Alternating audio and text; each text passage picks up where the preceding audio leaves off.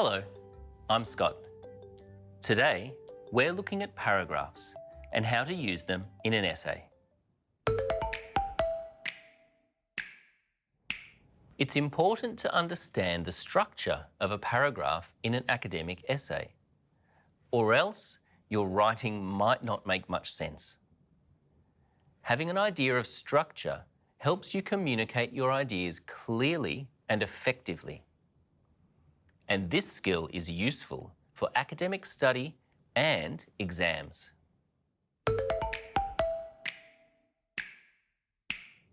Let's take a look at the steps involved. First, we need to brainstorm ideas for the essay topic. Sometimes the topic can be in the form of a question, like here. I've chosen the question, what are the benefits of studying online? So the topic is benefits of studying online. Here are some benefits I've come up with. I have put in point form for now. I've come up with 5 good ones. You don't have to have too many, but a few good ones will do. Ideally, one idea makes one paragraph. So make sure your ideas are strong. Here are my 5 points. Can do it anywhere. Less travel time to and from school. Can study when it suits you. More choice of courses and topics. And lastly, more access to resources. Remember that planning is very important. Here is a planning table you can follow. This is my plan for the main idea of being able to study anywhere. I'm arguing that that is one benefit of studying online. I have the main idea. Can study anywhere. Explanation 1. Use any device. Can be far from school. Example 1. Rural students can study at a city university without moving. Different from past. Explanation 2. Can study during travel restrictions. Example 2. Study from home during a pandemic. Concluding sentence. No online study equals no study for many. It's a good idea to have at least 2 explanations and related examples in one paragraph to support your main idea, as it helps you argue your point. Now you've got the ideas you want to discuss. It's time to think about how to put it into a paragraph. But first, what is a good paragraph? A good paragraph should focus on one main idea. This should be clear at the start of the paragraph in the topic sentence. The rest of the paragraph should explain that main idea and give examples. You can finish a paragraph with a concluding statement which gives a summary of the main idea. So, in summary, a good paragraph has these 4 important parts: a topic sentence, an explanation, an example, and a concluding sentence. Here is an example of a good paragraph. I'm going to show you why it's good, because it's got the 4 elements we just talked about. You can see the topic sentence right at the top. One of the main benefits of studying online is that it can be done anywhere. Then there are a few more sentences explaining this main idea of studying online from anywhere. With widespread use of the internet, students can log into their classes via their home computers, laptops, or even iPads or smartphones from anywhere in the world. This means that more students can study regardless of how far they are from their school. Now there's an example here which explains and supports this idea further. I have used the sentence starter, for instance, to indicate that I'm going to give an example of what I'm saying. For instance, many students who live far from major cities can stay at home and continue to study at a large university.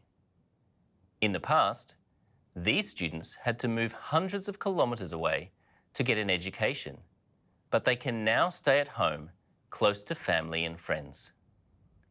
Then I explain my main idea further to develop my argument. I can use discourse markers like on top of this to indicate that I'm developing my main idea further. On top of this, by studying online, students can continue to study when travel is restricted. And another example to back it up. I've used a different sentence starter here to indicate I'm giving another example so that my writing is not repetitive. A good example is how students continued to study during a pandemic. When international borders were closed, students were able to continue studying or even start studying online.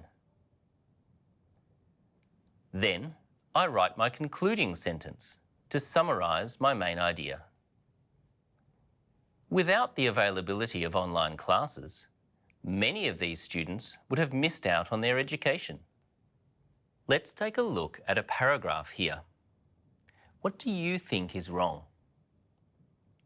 Yes, the supporting example does not link with the main idea. The main idea is one of the main benefits of studying online is being able to study whenever it suits you. But look at the supporting example. For example, when students need to access materials from the school library, they don't have to spend time travelling to the library and searching for what is needed. So you can see that while the main idea is about being able to study at any time, the example is about not having to travel to school. This is an example of what we should not do in our writing. Our explanations and examples need to support our ideas. Let's go back to our brainstorm list. What did we have as other benefits of studying online? Let's look at more access to resources. Let's see how we can develop that idea into a paragraph using the tools we have learnt so far. Remember, this is the structure we're following. Topic sentence, explanation, example, and concluding sentence. Let's first do up our plan. Our main idea is more access to resources. So what can our explanation be? Perhaps by more access, we mean students have access to resources from everywhere, as opposed to just physical copies in the past. Let's think of some examples to support this explanation. Some examples are own school library, other school libraries, academic databases, search engines. And finally, our concluding sentence. As we said before, there are more opportunities to learn due to more resources while learning online. Here's how that looks in a paragraph. The main idea is, another important benefit of online learning is the wide range of resources that are available. You can use the sentence starter, another important benefit is, because this is paragraph 2 in the essay. Then you can explain further by talking about how studying was before and how it has changed now. When studying face-to-face with no online resources, students were limited to the physical copies of resources that a school had in its library. However, when studying online, students have a much wider range of resources available. And you could write out your examples that you had listed in your plan.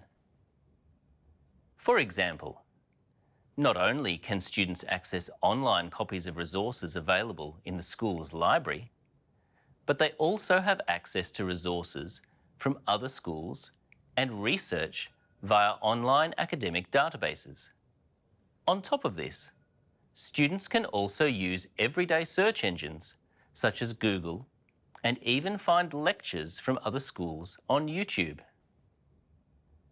And finally, you can make your conclusion for that paragraph. As a result, students now have greater opportunities to learn via a broader range of available resources. Here are some tips to keep in mind. Always plan before you start writing. Edit and proofread your own writing to make sure the ideas fit together. Read good academic writing and notice how it's organised. Practice writing paragraphs in your own time and get feedback from a teacher or friend. Thanks for joining today. Now that you have some tools to use to write a good paragraph, give it a go. See ya.